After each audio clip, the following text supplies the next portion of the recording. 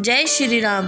अब तक हमने सुना कि रानी कैकई जब दोनों वरदान मांगती है तो राजा दशरथ कैकई के पैरों में पड़कर उसको कहते हैं कि आप मुझसे दूसरा वरदान मत मांगो, परंतु कैकई अपनी ज़िद नहीं छोड़ती और फिर राजा बेसुध होकर गिर जाते हैं। और फिर जब सुमंत राजा को मिलने आते हैं और राजा की हालत देखते हैं तो वो राम को बुला लाते हैं। आइए अब आगे सुनते हैं श्री रामचरितमानस।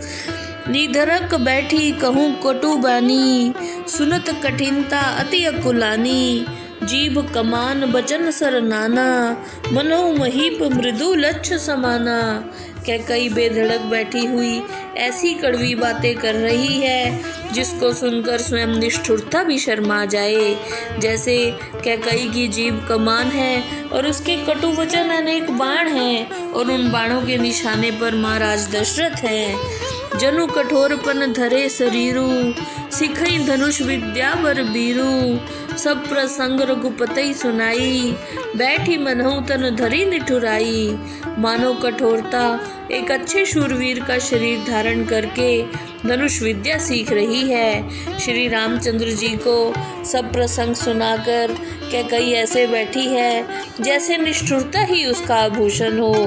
मन मसुकाई भानु कुल भानु, राम सहज आनंद निधानु।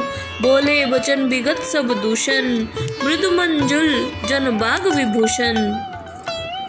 सूर्यवंश के सूर्य श्री रामचंद्र जी स्वभाव से ही आनंद के धाम, मन में मुस्कुराकर मधुर और सब दोषों से रहित ऐसे कोमल और मनोहर वचन बोले जैसे सरस्वती जी के आभूषण हो। सुन जननी सोई सुतवट भागी, जो पितु मात बचन अनुरागी। तन्ने मातु पितु तोष निहारा, दुर्लभ जननी सकल संसारा। हे माता सुनो, वही पुत्र वडभागी होता है जो माता पिता के वचनों का पालन करने वाला होता है। माता पिता को प्रसन्न करने वाला पुत्र संसार में दुर्लभ है। मुनिगण मिलन विशेषी बन, सभई भांति हित मोर। तेहि मह पित आयुष बहुरी, सम्मत जननी तोर। मुनि मंडली से मिलाप होने के कारण वन में भी मेरा सब प्रकार से हित होगा, उसमें भी पिता की आज्ञा और माता आपकी सम्मति है। भरत प्राण प्रिय पावई राजू, विधि सब विधि मोहि सन्मुख आजू। जो ना जाऊं बन ऐसे उकाजा, प्रथम गनिये मोहि मूढ़ समाजा। मेरा प्राण प्रिय भरत राज्य पाएगा। आज विधाता तो मुझे सब प्रकार से मेहरबान दिखाई दे रहा है।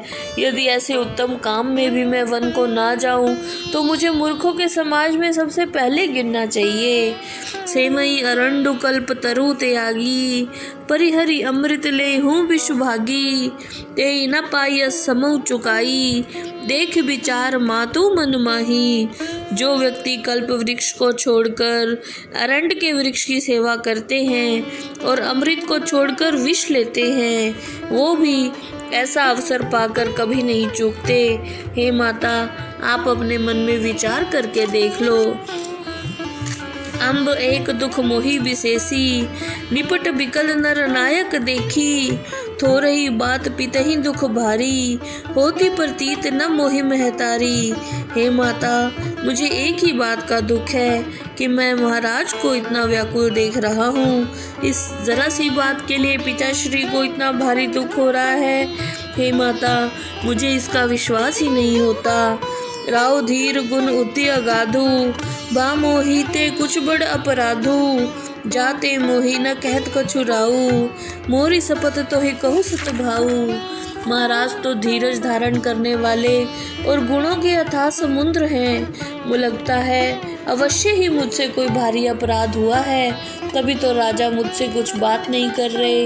हे माता, आपको मेरी सौगंध है, आप मुझे सब सच सच बता दो। सहज सरल रघुबर बचन, कुमति कुटिल करी जान। चलई जोक जल बक्र गति, जतपि सलील समान। श्री रामचंद्र जी के सरल और सीधे वचन भी कैकई को कुटिल ही जान पड़े। जैसे पानी एक समान होने पर भी जोक उसमें तिरछी चाल से ही चलती है। रहसी रानी राम रुख पाई, बोली कपट स्नेह जनाई, शपथ तुम्हार भरत के आना, हे तू न दूसर मैं कछु जाना। रानी कैकेयी श्री रामचंद्र जी का स्वभाव देखकर खुश हो गई और कपट पूर्ण स्नेह जताकर बोली, हे पुत्र, मुझे तुम्हारी और भरत की सौगंध है, मैं और कोई कारण नहीं जानती। तुम अपराध जोग नहीं ताता, जननी जनक बंधु सुख दाता। राम सत्य सब जो कुछ कहूँ, तुम पितु मात बचन रत अहू। हे तात, तुम अपराध करने योग्य नहीं हो, तुम तो माता पिता और भाई सबको सुख देने वाले हो।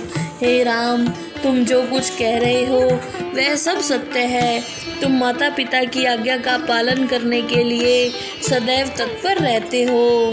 पितई बुझाई कहूँ बलि सोई, चौथे पन जही अजस न होई। तुम सम सुवन सुकृत जही दीन्हे, उचित न तास निरादर कीने।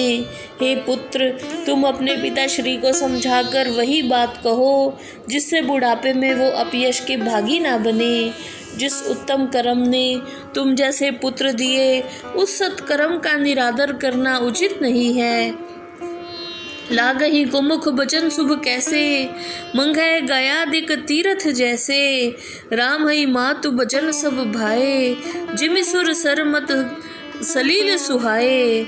कैकेयी के बुरे मुख से ये दुष्ट वचन ऐसे शुभ लगते हैं जैसे मगध देश में गया आदि तीर्थ होते हैं। जिस प्रकार गंगा जल में मिला हुआ गंदा पानी भी पवित्र हो जाता है, उसी प्रकार कैकेयी के कुटिल वचन भी रामचंद्र जी को अच्छे लग रहे हैं। गौई मूर्छा रामहि सुमरी, नृप फिरी करवट लीन है। सचिव राम आगमन कहीं, बिना समय समकीन है। उसी समय राजा दशरथ की मूर्छा दूर हो गई और उन्होंने श्री रामचंद्र जी को याद करके फिर करवट बदल ली।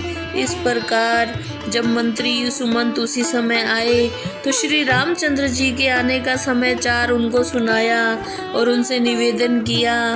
अवनि पकनी राम पग धारे, धरि धीरज तब नैन उघारे। सचिव संभार राउर बैठारे, चरण परत नृप राम निहारे। जब राजा के कानों में राम के आने का समाचार पड़ा तो उन्होंने धीरज धरकर अपने नेत्र खोले।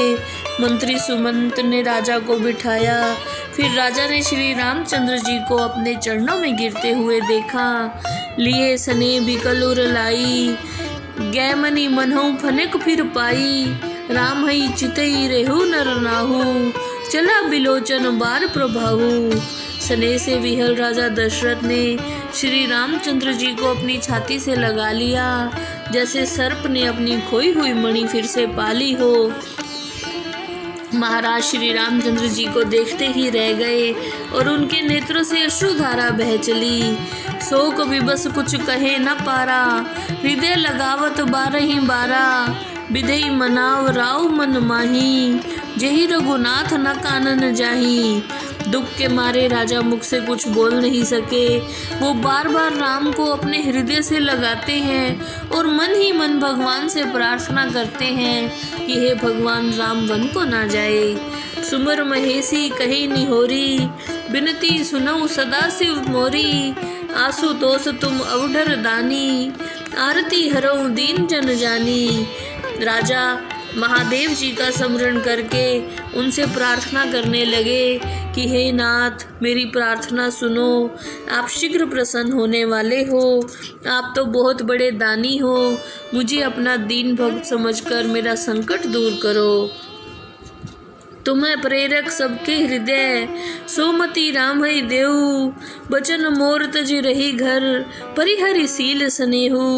हे महादेव, आप तो सबके मन की बात जान लेते हो। आप राम को ऐसी बुद्धि दो कि मेरे वचनों को ना मानकर घर पर ही रह जाए और शील और स्नेह को छोड़ दे। अजस हो जग सुजस न साओ, नरक परो बहु सुर पर जाऊ। सब दुख दुसह सहाओ मोही, लोचन ओट राम जन होई। ऐसा करने से चाहे संसार में मेरी अब कीर्ति हो, चाहे मेरा सुयश नष्ट हो जाए, मैं नरक में जाऊं या स्वर्ग में जाऊं, चाहे मुझे कोई दुख सहना पड़े, लेकिन राम मेरी आंखों से दूर ना हो। असमन गुनई राव नहीं बोला, पीपर पात सरिस मन डोला, रघुपति पिधई प्रेम बस जानी, पुनि कुछ कहीं मात अनुमानी। राजा इस प्रकार मन में सोच रहे हैं, परंतु मन से कुछ बोलते नहीं हैं। उनका मन पीपल के पत्ते की तरह काँप रहा है। श्री रामचंद्र जी ने पिता के प्रेम को और पिता को प्रेम के वश में जानकर मन में अनुमान करके कि माता कुछ कह ना बैठे, देश काल अवसर अनुसारी, बोले बचन विनीत बिचारी, तात कहूँ कुछ करऊँ डिठाई, अनुचित छंब जानी लरकाई। देश काल और अवसर के अनुसार श्री रामचंद्र जी बोले, हे पिताश्री, मैं जिद से कह रहा हूँ, यदि मेरा कहना अनुचित है तो मुझे अपना बच्चा समझकर क्षमा कीजिएगा। अति लघु बात लागी दुख पावा, काहू न मोहि कही प्रथम जनावा। देखी गोसाई पूछई माता, सुनी प्रसंग भय शीतल गाता। आप इतनी सी बात के लिए दुख उठा रहे हैं, यह बात अगर आप मुझे पहले बता देते तो आपको इतना दुख नहीं उठाना पड़ता। आपकी ये दशा देखकर मैंने कई माता से जब पूछा और सारी बात जानकर मेरा अंग अंग शिथिल हो गया है। मंगल समय सने बस, सोच परिहरी तात, आयुष देही हर्षि है, कही पुल के प्रभु गात। हे पिताश्री, इस मंगलकारी समय में स्नेह के कारण उत्पन्न इस विचार को दूर कीजिए और हृदय में प्रसन्न होकर मुझे आज्ञा दीजिए। इतना कहकर श्री रामचंद्र जी शरीर से पुलकित हो गए। जय श्री राम।